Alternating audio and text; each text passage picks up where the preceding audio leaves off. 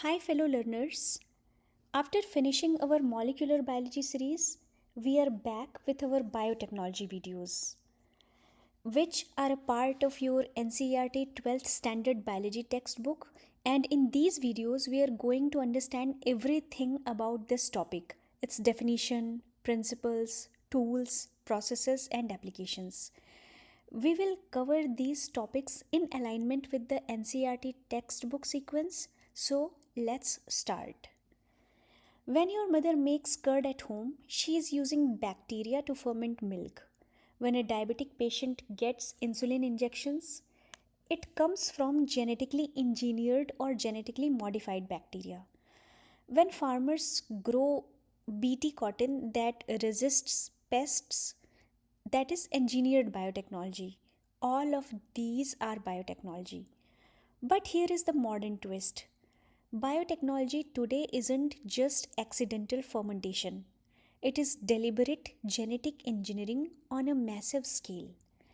So, if we simply define it, this is the science about taking living organisms like bacteria, cells, or enzymes and using them as small factories to make products we need, or modifying organisms to do exactly what we want. Biotechnology is old. Humans have used microorganisms for thousands of years. So, if we compare traditional biotechnology with modern biotechnology, we see that in traditional ways, fermentation is a bacterial work which is accidental and uncontrolled. We don't know exactly what's happening, but somehow it works. And in modern biotechnology, we use genetic engineering, which in which situation we control what happens. We know exactly which genes we are using, we can predict the results, we can modify organisms at the DNA level. So, if we see some examples of traditional versus modern, making curd, bread, wine, cheese, or soya sauce is are examples of traditional ways versus insulin from bacteria or disease resistant crops or gene therapy, DNA vaccines, or test tube babies. These are some examples of modern biotechnology. The shift happened around 1970s when scientists learned to cut and paste DNA. But traditional breeding has its own fair share of issues. For example, let's say you are a farmer in the 1950s. You have plant A, which gives amazing harvest but gets sick easily. You have another plant B, which never gets sick but it has a low yield. So you cross them hoping, please give me good harvest and disease resistance. What happens? You get offspring with both problems sometimes, or maybe good yield but still susceptible to disease, or maybe resistant to disease but low yield. It's genetic mix and match. Why? Because when you cross two organisms, you are mixing entire genomes. You get 50% of plant A's DNA and 50% of plant B's DNA. That 50% of plant A includes not just the good yield genes but also susceptible to disease genes, right?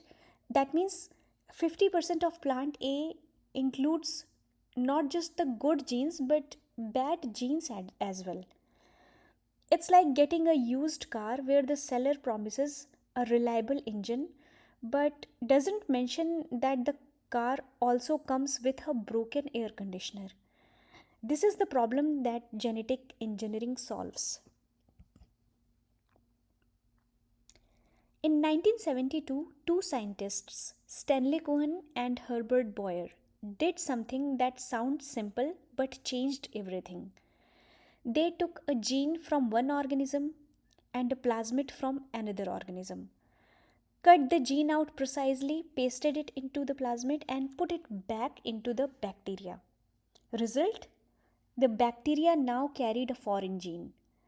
A new combination of DNA assembled in a test tube from different sources.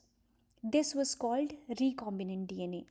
DNA recombined from different sources. In this specific example, Cohen and Boyer isolated an antibiotic resistance gene from Salmonella and linked it to a native plasmid of E. coli using restriction enzymes and DNA ligase. This created the first artificial recombinant DNA molecule which replicated successfully when introduced back into E. coli host cell. The gene worked, the bacteria produced the protein.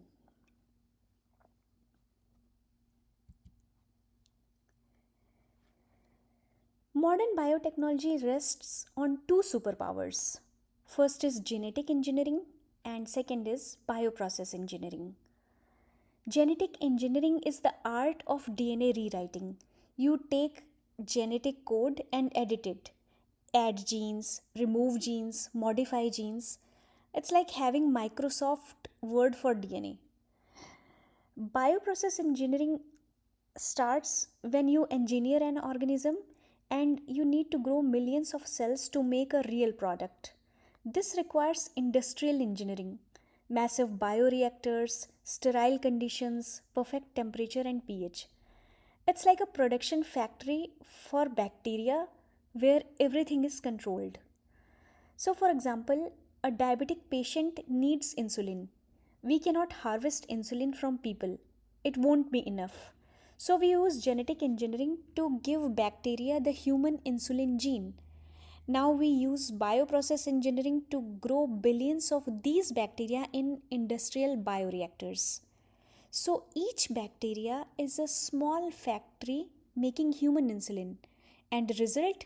We get enough insulin for all diabetics in the world.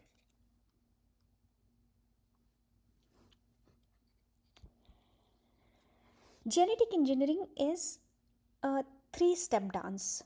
Step 1 is identification, where we identify which gene we want. Where is it? In which organism? What does it do? So we locate it precisely. Second step is introduction. So once we get the gene we are interested in, we cut the gene out using molecular scissors and we insert it into another organism using other molecular tools. This is a tricky part. How do we get DNA into another organism? So we will answer these questions later. Now coming back to step 3, which is maintenance.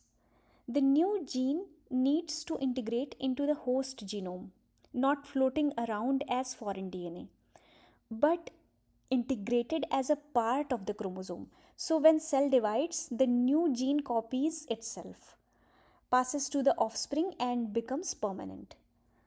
Do all these steps right and you have a genetically modified organism.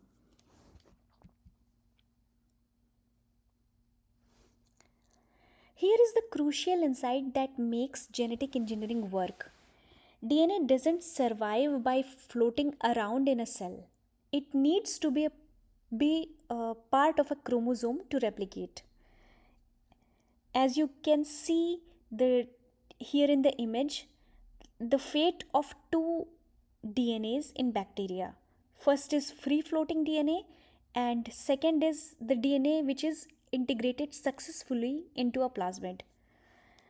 So, why integration is important? Because chromosomes have something called the origin of replication, a special DNA sequence that signals start copying from here.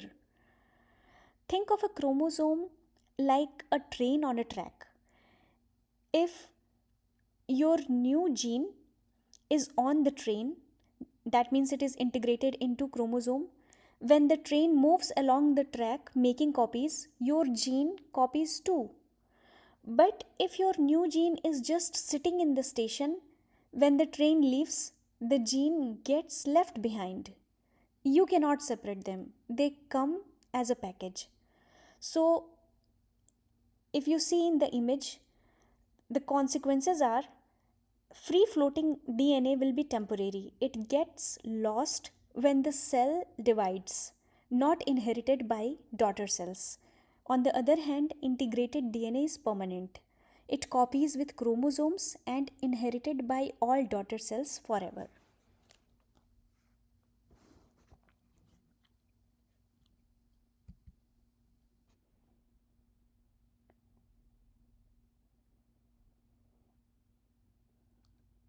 Now let's see how scientists actually do it.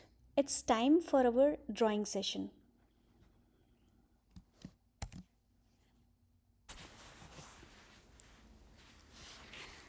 Alright, so now let's talk about the practical applications of genetic engineering. Here we will see how genetic engineering really works. So imagine this is a plant, this is a wild plant, and we found this wild plant somewhere in nature, and this wild plant has something amazing. It is naturally resistant to diseases. How? Evolution gave it this special gene which makes it resistant to a particular disease. So let me draw this plant cell. So this green circle is our plant cell membrane.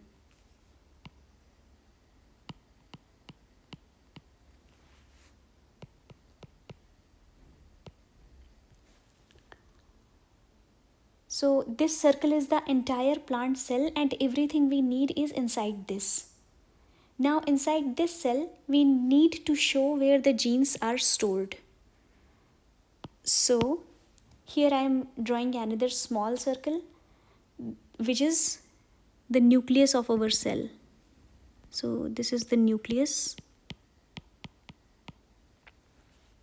This is the command center. This is where all the DNA lives and where all the genes are stored. Inside the nucleus, we have chromosomes. These are like packages of genes. Each plant has many genes. So let me draw a few of them as wavy squiggly lines. So imagine this is our DNA.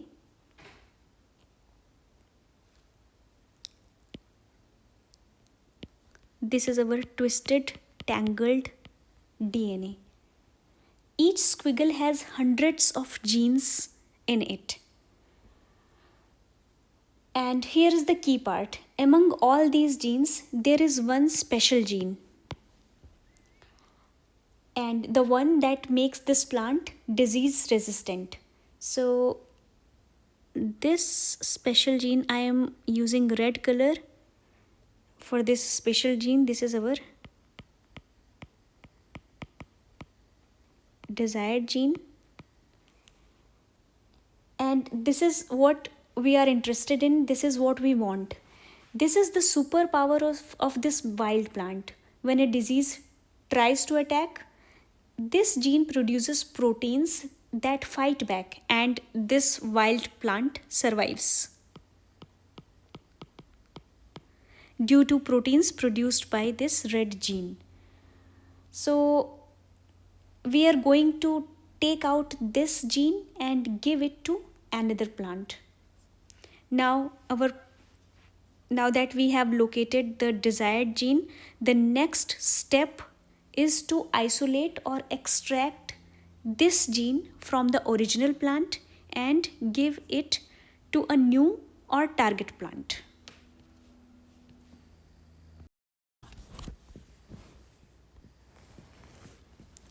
Okay, now we move to step 2, which is isolation. We have found the gene, now we need to cut it out. For this purpose, scientists use special molecular scissors known as restriction enzymes.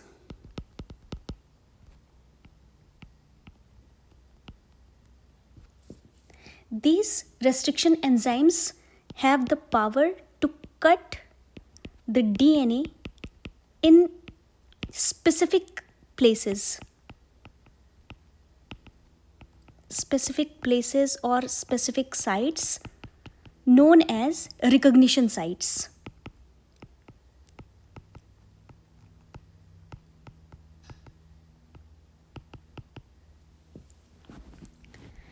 So below here I am going to show what happens when we extract just that one red gene. This is our gene of interest. Now imagine we took the entire plant, we opened up the nucleus and scanned through all the DNA, and we found our disease resistance gene, which is this red gene.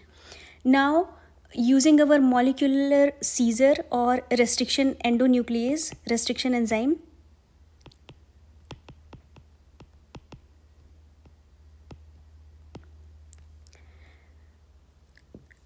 we can take this precise gene out. Here is what we get, just this small piece of DNA, this gene of interest. This is pure isolated disease resistance gene. No other genes mixed in. It's just one, and this is all we need. So now we look at, if we look at this gene and we try to sequence it using DNA sequencing machines, we can actually read the codes. So if you remember, DNA sequence is written in as 4 letters: adenine, guanine, thymine, and cytosine. So these 4 alphabets make a gene that eventually codes for a protein, and those proteins are important for our survival. So if we talk about this specific gene, now I am representing this as a straight line. This is the same disease resistance gene that we found in the wild plant. So this gene has a initial sequence of GAATTC, and this GAATTC is the exact recognition site for our enzyme, for our restriction enzyme. So this is the recognition site. That means that this particular restriction enzyme identifies this sequence and cut the DNA in this specific place. So if this gene is starting from here, the restriction enzyme will work here and we will get this piece of gene out. Now we have our isolated gene, a pure ready to use piece of DNA carrying the disease resistance information. So far we have seen that. Now let me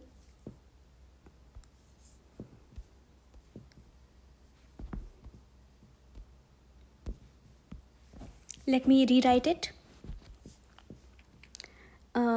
In step 1, we located the gene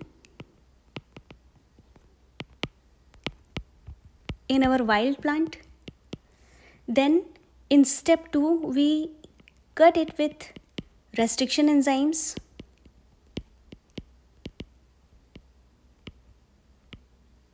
And in step 3, this isolated gene is ready to use. So part 2 is all about extraction, where we go from a whole plant with thousands of genes down to one isolated gene.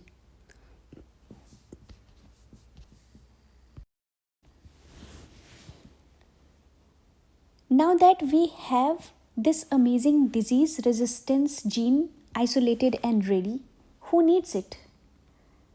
So, for example, think that we are all farmers. We grow a crop plant. This is our crop plant, which gives us high yield. That means this plant generates tons of grains. But here is a problem. Even though this plant gives us high yield, this gets sick easily. Diseases attack it and it dies. As a result, yield drops and farmers lose their money. So, what if we could give this plant this disease resistance gene that we just isolated from our wild plant? So, that's our basic idea. Let me draw it. So, this plant also has this cell membrane which surrounds its nucleus, and nucleus contains many genes. These are genes for high yield, genes for good taste, genes for quick growth, but disease resistance genes? No. So this nucleus contains a variety of genes, but it does not have this disease resistance gene. That's why this plant is vulnerable to diseases.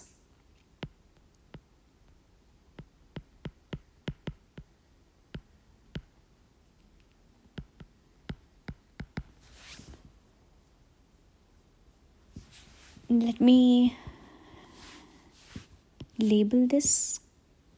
So this is the plasma membrane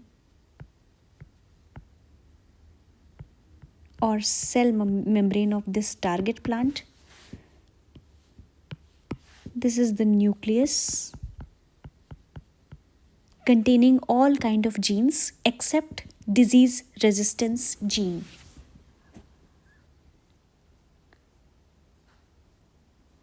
So once we introduce our gene to this plant, this target plant, we would have a perfect plant, high yield plus disease resistance. So our aim is to make our plant high yield plus disease resistance. That's what we are about to do in part 4, the insertion.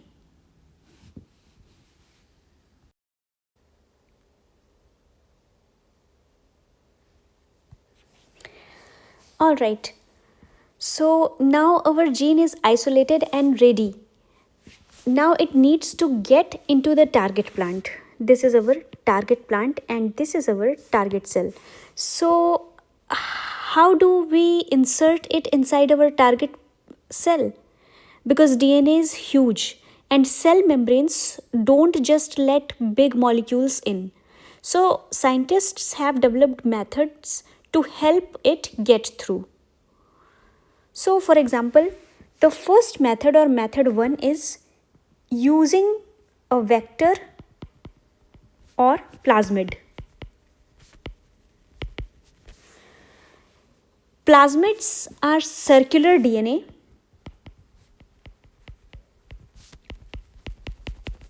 from bacteria. So we can put our disease resistance gene inside the plasmid and this plasmid will carry this gene into the cell. And cell will think, oh, it's just the bacterial DNA and lets it in. So for example, let me draw this.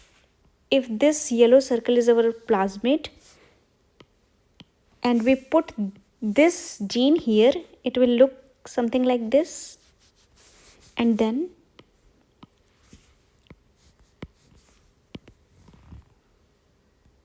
sorry, I should use the same color for consistency. So I'm making this here again. So as you can see, this is our cell membrane. This is nucleus carrying different genes. And the plasmid is finally inside the cell carrying our desired gene.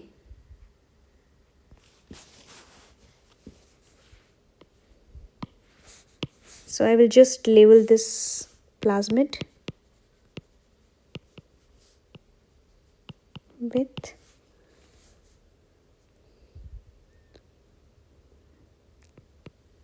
the gene. You know, we are talking about disease resistance gene. So this is one method. There are several other methods, such as heat providing heat shock or micro injection, etc. We will talk about those methods in later sections. For now, the goal of putting this gene into this target plant has completed. And as you can see, now this red gene is inside our target plant. So with this, we will move on the next part.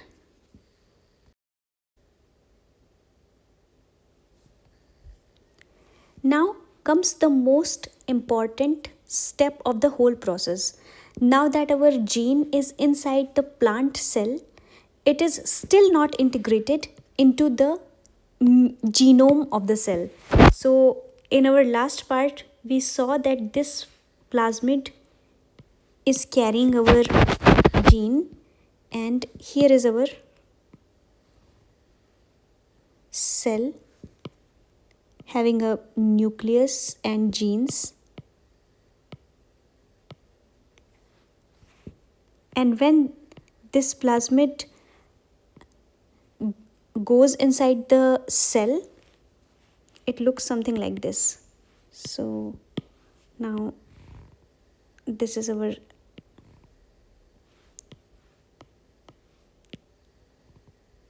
cell nucleus and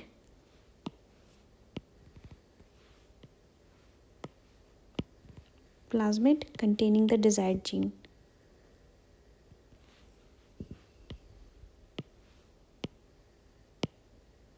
But as you can see, the plasmid is inside this target crop's cell membrane or plasma membrane, but still not integrated into the main genome or the nucleus. So if this cell decides to divide, this gene will not be passed on to these daughter cells, because the cell division machinery will copy all the chromosomes inside this nucleus and start dividing and making new daughter cells. So for this foreign gene to get to divide, it is important that it integrates with the genome of the cell. So now once it is integrated,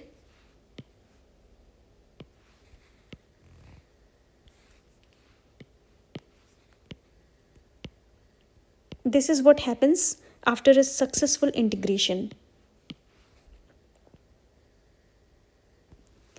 As we can see here, plasmid has done its job properly, and the desired red gene is inside this nucleus.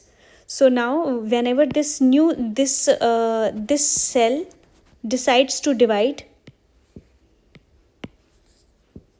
let me wipe this out for you.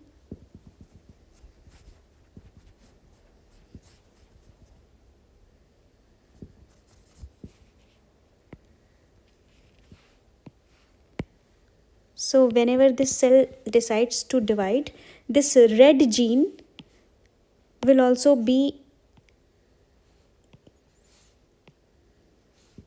inside each and every daughter cell. So this is the beauty of genetic engineering. Now we have achieved our goal. We have a plant which gives us high yield and disease resistance.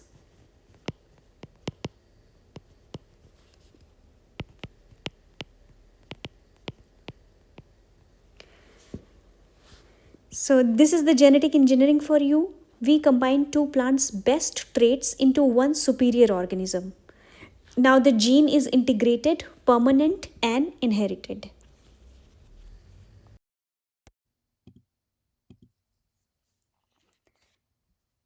Why is genetic engineering revolutionary? Because in traditional breeding, you cross two organisms and hope for good traits. You're mixing entire genomes blindly. You get traits you wanted and traits you did not want. Whereas in genetic engineering, you choose exactly which gene you want. You copy it precisely. You insert it into exactly the organisms you want. Besides, genetic engineering is less time consuming. No surprises, no unwanted genes.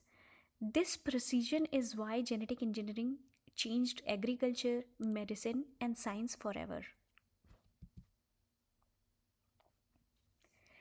Genetic engineering isn't theoretical, it's real and it helps millions of people. Here are some real world examples of genetic engineering. First is BT cotton in India, where we added genes from a bacterium Bacillus thuringiensis that produces toxins which is deadly to pests. Now, our new recombinant or genetically engineered cotton plants resists pest and Indian farmers grow amazing cotton. Second example is insulin. We took the human gene that makes insulin, put it in bacteria, and now those bacteria produce human insulin. Every diabetic in the world uses insulin made by genetically modified bacteria. Third example is golden rice. Normal rice doesn't have vitamin A, so we added genes for beta carotene production. Now, rice has vitamin A. It helps prevent blindness in developing countries. Fourth example is gene therapy, and it represents a rapidly evolving global science. We have even started to cure genetic diseases by inserting correct genes. This is the future. Genetic engineering is transforming humanity.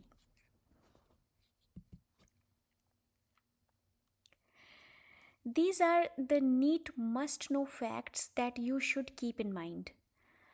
Biotechnology is using organisms to solve problems. Modern biotechnology is genetic engineering. The whole field exists because traditional breeding has a problem. You cannot isolate single traits. When you breed two organisms, you mix their entire genome. You get wanted and unwanted genes together.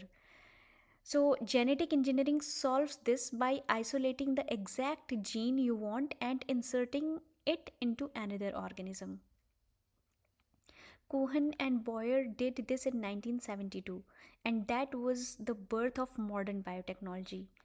And two superpowers of biotechnology are genetic engineering, which designs what organisms should do, and bioprocess engineering that produces these organisms at large scale. There are three important steps to make it work: find the gene or identification, insert it into the target organism or introduction, and make sure it integrates into the genome and becomes permanent or maintenance. Integration is crucial. Without it, the gene is temporary. With it, the gene is inherited forever. In the next video, we will see the tools that make all this possible. Thank you for watching.